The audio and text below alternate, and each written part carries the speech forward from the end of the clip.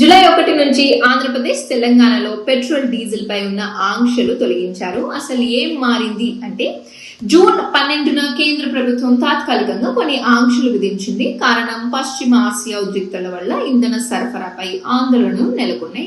విషయం మనందరికీ తెలిసింది కదా. అయితే ఇప్పుడు పరిస్థితి సాధారణ స్థితికి రావడంతో జూలై 1 నుంచి ఆ ఆంక్షలను పూర్తిగా ఎత్తివేసింది అనమాట.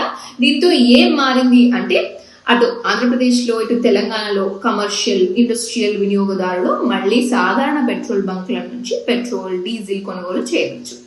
ఒక్కో వాహనానికి రోజుకు 200 లీటర్ల డీజిల్ పరిమితిని కూడా తొలగించింది.